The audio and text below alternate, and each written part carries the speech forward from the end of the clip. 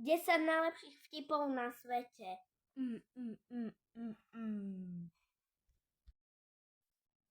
Tieto vtipy budú o autách a o skalách. Prvý vtip. Prvý vtip je o aute. Ide auto cez cestičku, zrazilo to babičku. Potom povedala baba, ja som není zrazená, ale je cesta zrazená. Druhý vtip je o skalách. Stojí skala na vrchole, chcem si ju zobrať na dvor, ale mne sa nezmestí. Ale k babke áno, ale tam bude mať sliepky. Tretí vtip je o autách.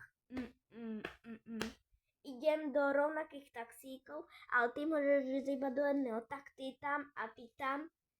A som Titanic. To rád mám.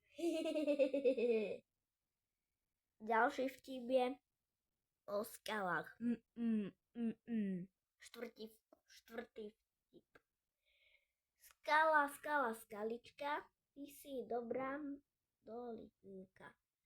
Si úplne bledučka, sivá ako ja, biely vták. Piatý vtip.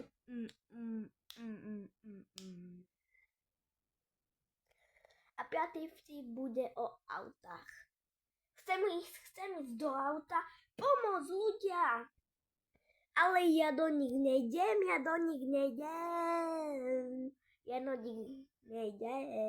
Prečo už do nich, ale nie do nich. Lebo som hlupák.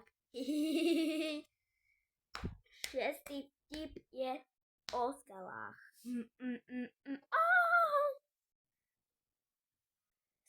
Skala na vrchole, doma. Domov si ju zoberiem, doma. Pesničku ja mám doma. Skala, skalička, doma. Skala, skalička, doma. Hej. Ďalší vtip je o tých autách zase. Auto je ako židle. Posadím te na vidle. Gastafix je kráľ. Gastafix je kráľ.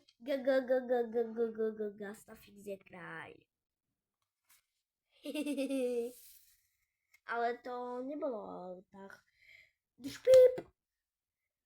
8. vtip je o skalách. Na skale stojí hodiny, čo má mama v kuchyni. Pesničku o hodinách vydám zajtra hneď. Predposledný vtip. Čiže 9. Autíčko má červené kolieska. Potom si prdnem a potom si grgnem. Potom sa otočím, Gastafix je kráľ. A keď si hneď prdnem, tak si aj grgnem. Neviem, či toto je 9. alebo 8. Ide posledný vtip, čiže 10. Auta. Autíčko žlté, oranžové, biele aj čierne, hnedé i sivé. Čierne znamená ako čierne holienko a hnedé znamená ako píp. No. Daj odber, do komentára nám napíš, aký vtip z týchto sa ti najviac páčil. Za 15 000 lajkov natočíme druhý diel. A nevieme, či to bolo presne 10, nepočítali sme si to. Majte sa krásne a pozerajte ďalšie videá. Čau.